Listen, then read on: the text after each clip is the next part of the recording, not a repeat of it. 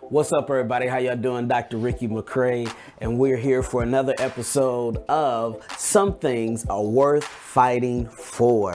So glad that you are with me on today. Listen, I want you, if you haven't done it, go get the book, Some Things Are Worth Fighting For. It is a personal story of how I forgave and reconciled with my father after years of abuse, disappointment, betrayal.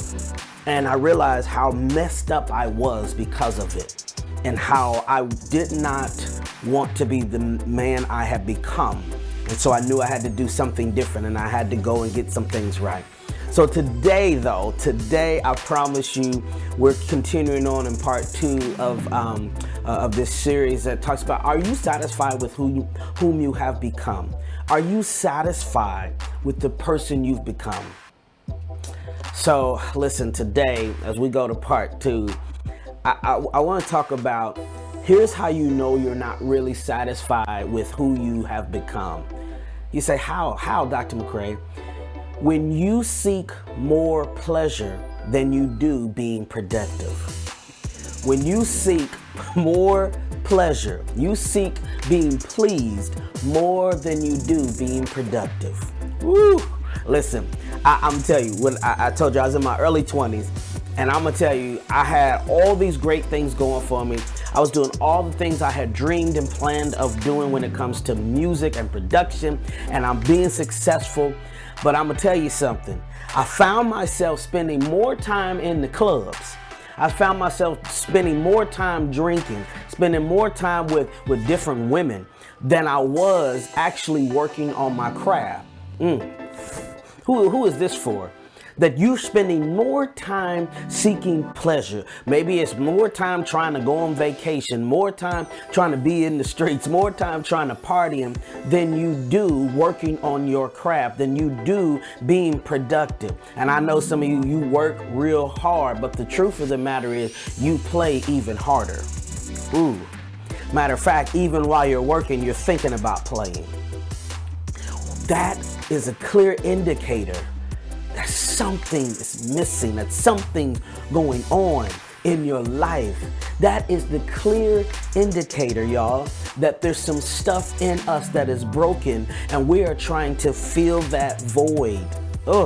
I want you to understand this, is that if you are spending that much time trying to seek pleasure, it is because you are coping with something you're not dealing with. I know that's a hard thing, but the reality is that at some point, when you are seeking more pleasure than you do being productive, something is going to fail. Something's going to fall short. And I know some of us, you're like me. I was a good functioning alcoholic. Yeah. I was a functioning alcoholic. I was a functioning playboy. I was a functioning club goer. Where I was going to the club 4 days a week. I was going Thursday night, Friday night, Saturday night, wake up in the morning, go to church, play for the church on Sunday, and then on a Sunday night, wherever they was having something Sunday night, I was there too. I was spending so much time trying to seek pleasure because I was covering up that I had some pain I didn't want to deal with. What are you covering up? What pain? What trauma? What hurt? What disappointment? What damage that somebody mishandling you has caused that you find yourself trying to overcompensate by seeking pleasure? Or for some of you, working too hard and not enough pleasure. Man, in order for you to really be able to get past that and stop going after the pleasure, stop overworking, is that you got to deal with that thing head on. You got to deal with that trauma, that hurt, that pain that was caused. And that's what I had to do.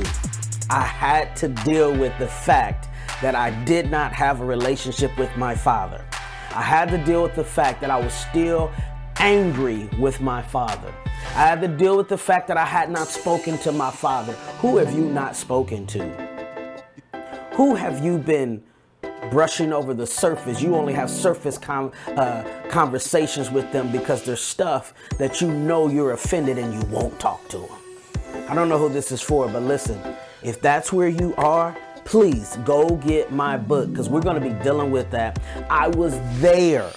And in order for me to get out of that, I had to face what I desperately did not want to face. I had to face the stuff I was running from, which was my relationship with my father. That was the only way I was able to get out. Listen, partying ain't gonna get you out. Working ain't gonna get you out. Sex and drugs ain't gonna get you out. The only thing that's gonna get you out of this is you facing the very thing that's causing the void and the pain in the first place. Listen, I want to be a blessing to you. Go get my book, because I've dealt with this. I've gone through this. Listen, I know what it feels like, but I also know how to get out of it. I can tell you how to get out. I'll share with you my story of how I got out of it, and I promise you, you'll come up with your own journey. God will reveal to you how you will get out of this. So if you want to do that and you say, man, there's something that's missing, something in my heart, I'm not satisfied with who I am, then go get my book. Because perhaps there's some relationship you need to get right. Some things you need to get some healing from. So if you can't let that thing go, it's still in your heart, still in your mind, then perhaps it's because some things are worth fighting for. God bless you.